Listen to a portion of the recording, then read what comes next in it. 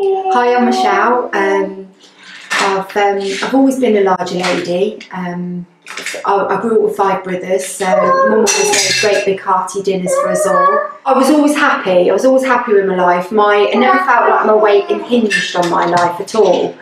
I had a good career. I had a lovely marriage and 2 really lovely children. So I never felt like losing weight was going to enhance my life at all.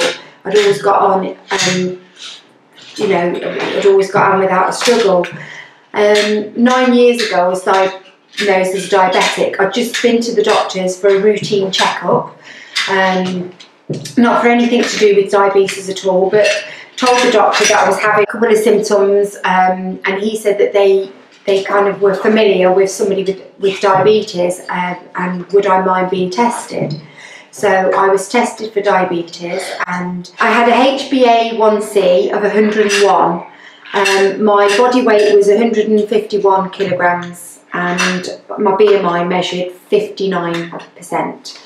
I'd probably been a diabetic for years, undiagnosed. The doctor said that I could have had it maybe for 2 or 3 years prior to that without any knowledge. So he prescribed me some medication.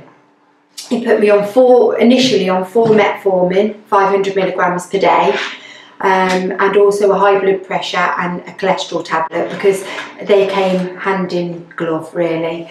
But being uneducated in diabetes, I just felt like the medication would do what it had to do and I could just carry on my life as I had before. No mention at that point was there that you should maybe try and make a few lifestyle changes. Then we moved home and my daughter was suddenly faced with being a single parent. It was quite of a shock to her as well as us. And I've got a grandson who was just over a year old. So in January 2016, I took on the role of nanny childcare for Teddy, and I struggled and I couldn't even get on the floor and play with my grandson because I couldn't get back up. I went straight to Manor for the day on April the 4th last year, and I struggled for the whole day.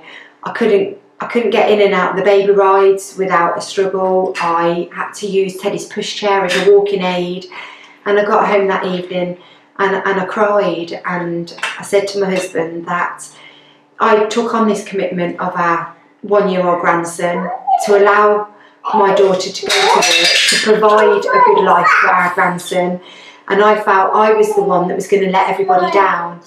So I needed to change, and that was the day that I decided I was going to change. I joined a slimming group called Slimming World.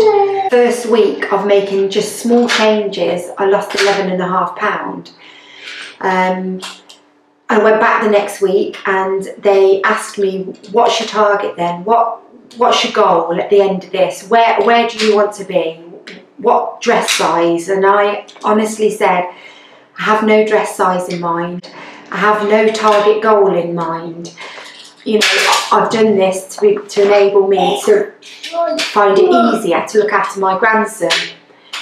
I struggled to pick him up and hold him without it feeling like it was a dead weight, and that I'd always get hot and sweaty when I picked him up. So I said, he's 2 stone.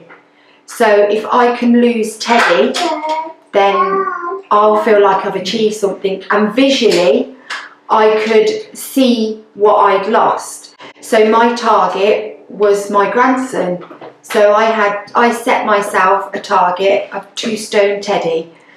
So, and I achieved that first target within 5 weeks. So that motivated me so much to think that it would be possible then to achieve another Teddy. 2.5 Teddies later, I then felt the courage, and I will say courage, and the ability as well, to start walking my dog, who was my husband's role before that, because I couldn't walk him. And I only walked him to the bottom of the road and back up again. But I achieved it, and as I lost my Teddies, my fitness level increased and I was able to walk around the block more. I became more sociable with my friends. After having my annual review, I was referred back to the doctor. The nurse referred me back to the doctor, who looked at my results and actually advised me to stop taking all medication. That the medication wasn't working anymore because my body had reversed its diabetes. That my lifestyle changes I'd made were allowing my body to do what it should have done before.